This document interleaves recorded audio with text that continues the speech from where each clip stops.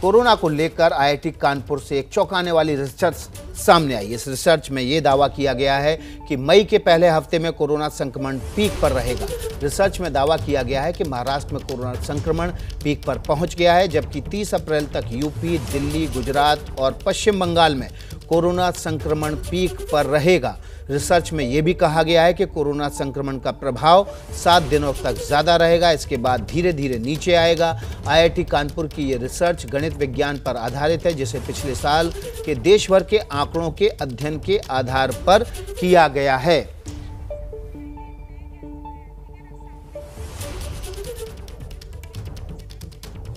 तो कानपुर आईआईटी की ये जो रिसर्च है ये बताती है कि अगले 7 दिन बेहद महत्वपूर्ण है। जो कोरोना का पीक है वो 7 दिनों बाद आएगा लगभग, और उसके बाद जो हालात होंगे उस पर क्या सूरत बनेगी। हमारे साथ मनिंदर अग्रवाल हैं, आईआईटी कानपुर के प्रोफेसर, उनसे बातचीत करते हैं। मनिंदर अग्रवाल जी, ये जो रिसर्च है ये बताती है कि अभी जो 3.5 लाख मरीज़ आ रहे हैं, 7 दिनों तक अगर इसी रफ्तार से बढ़ते रहे तो ये मरीजों की तादाद 6-7 लाख तक भी पहुंच सकती है। पीक जो है वो मई के पहले हफ्ते में आएगा। मई के पहले हफ्ते में संभावना है पीक पे आने की। हालांकि मरीजों की संख्या जितनी आप बता रहे हैं वहाँ तक जाने की संभावना नहीं है। 4 लाख के आसपास हमारे मॉडल के द्वारा जो निष्कर्ष निकल के आ रहा है जी। तो आपको लग रहा है कि जो हालात हैं वो हफ्ते भर बाद फिर प्लेटू हो जाएगा और मरीजों की तादाद कम होना शुरू हो जाएगी, कंट्रोल में आ जाएंगे?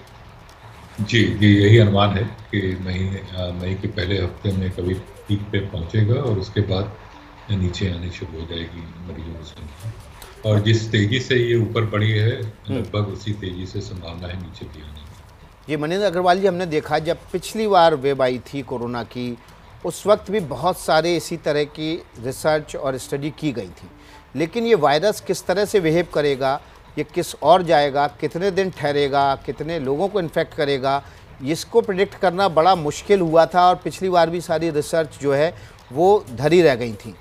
आपको लग रहा है कि पिछले बार के आंकड़ों के आधार पर ये जो रिसर्च की गई है ये उतनी ही सटीक साबित होगी?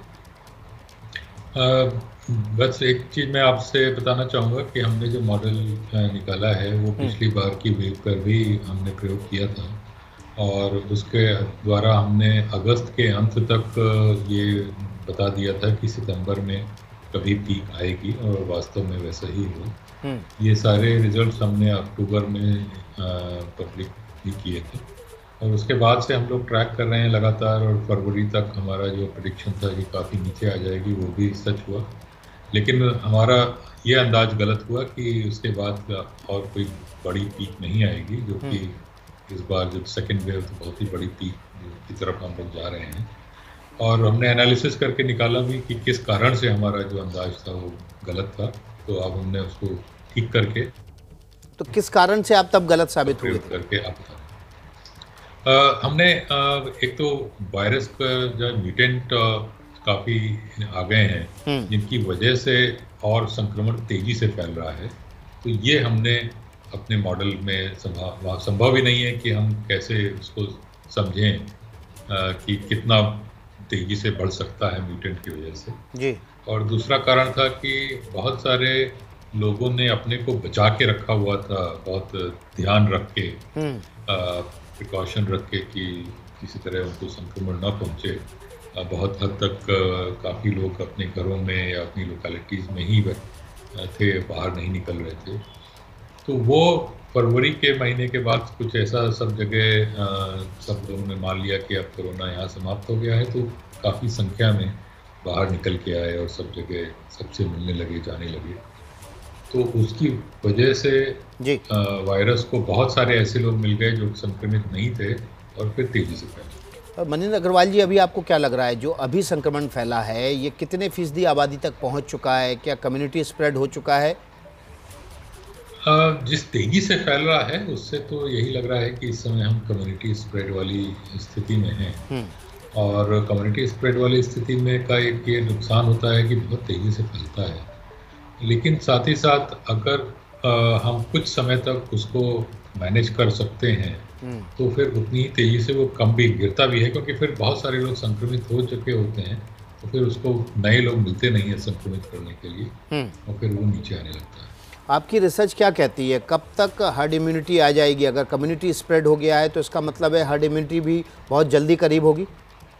जी हाँ, वही जो पीक का जो हम कह रहे हैं, हर्ड इम्यूनिटी की स्टेज करीब 15 मई के आसपास हमारे अनुसार पहुंचने की संभावना है।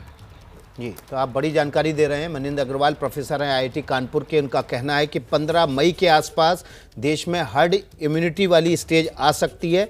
इसके बाद जो कोरोना का जो प्रसार होगा, जो विस्तार होगा, संक्रमण की दर होगी वो धीमी पड़ेगी, कम लोग उसको इन्फेक्टेड करने के लिए मिलेंगे। अभी जो देश है वो इस समय कम्युनिटी स्प्रेड की स्टेज में पहुंच चुका है, इसलिए विस्तार बहुत तेज़ है। एक बड़ा अहम सवाल है मनिंदर अग्रवाल जी, अगर इम्यूनिटी बन जाती है, हर्ड इम्यूनिटी डेवलप हो जाती है, तो उसके बाद भी ये वायरस म्यूटेंट होके जब आएगा तो क्या इफेक्ट करेगा, या वो हर्ड इम्यूनिटी के बाद नहीं इफेक्ट कर सकता? देखिए, इसके बारे में कुछ कहना आसान नहीं है, क्योंकि वो किस प्रकार का म्यूटेशन होता है उस पर निर्भर करता है। तो इसलिए हर्ड इम्यूनिटी पे पूरा विश्वास करके रहना ठीक नहीं है।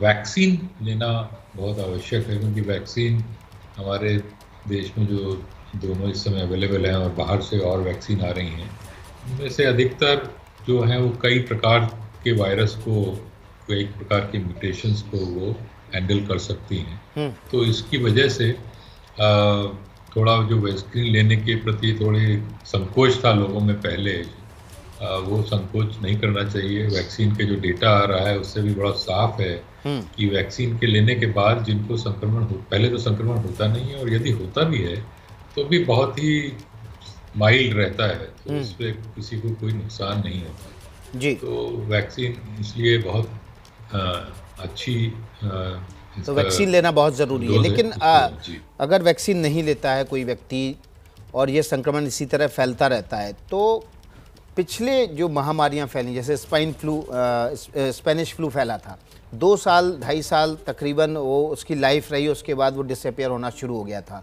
इस वायरस की कोविड-19 की लाइफ कितनी मानते हैं आप?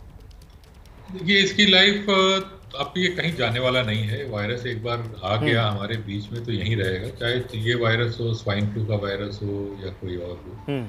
उसका होता यह है कि म्यूटेशंस उसमें होते रहते हैं, और कुछ समय के पश्चात, मतलब उसके 2 साल 3 साल के बाद म्यूटेशन कुछ इस प्रकार से हो जाते हैं कि उसका जो मारक क्षमता है वो कमजोर पड़ जाती है। तो उसके बाद फिर वो हर जगह रहता है, फैलता भी रहता है, लोगों को थोड़ा बहुत खांसी जुकाम बुखार होता है और ठीक हो जाता है। तो कुछ वो वाली स्थिति हर वायरस के साथ आती है, इसके साथ भी आएगी। जी, तो इस वक्त की बड़ी खबर आप एबीपी न्यूज़ पर देख रहे हैं। आईआईटी के प्रोफेसर मनिंदर अग्रवाल हमारे साथ हैं। मनिंदर अग्रवाल का कहना है कि अभी मई के पहले हफ्ते में इस स्प्रेड का, इस वेव का पीक आएगा। इसके बाद संक्रमण के आंकड़े कम होना शुरू हो जाएंगे और हम कम्युनिटी स्प्रेड की स्थिति में हैं। इस समय देश में कम्युनिटी स्प्रेड हो चुका है वायरस का, और अब जो स्थिति बनेगी उसके बाद 15 मई के आसपास हर्ड इम्यूनिटी बन जाएगी, और हर्ड इम्यूनिटी बनने के बाद इसका असर धीरे धीरे कम होना शुरू हो जाएगा। हमारे साथ मनिंदर अग्रवाल हैं, जिन्होंने ये स्टडी की है जिसमें ये बताया गया है कि मई के पहले हफ्ते में इस स्टेज का, इस वेव की पीक आ जाएगी और उसके बाद इसका असर कम होना शुरू हो जाएगा। एबीपी न्यूज़ पर आईआईटी के प्रोफेसर मनिंदर अग्रवाल हैं, जिन्होंने ये बड़ी जानकारी एबीपी न्यूज़ के साथ शेयर की है। एक स्टडी की थी, ये स्टडी पिछली बार की कोरोना वायरस के आंकड़ों के आधार पर की गई, जिसके आधार पर ये निष्कर्ष निकाले गए हैं। बहुत बहुत शुक्रिया डॉक्टर मनिंदर अग्रवाल, आईआईटी के प्रोफेसर हमारे साथ। एबीपी न्यूज़ आपको रखे आगे।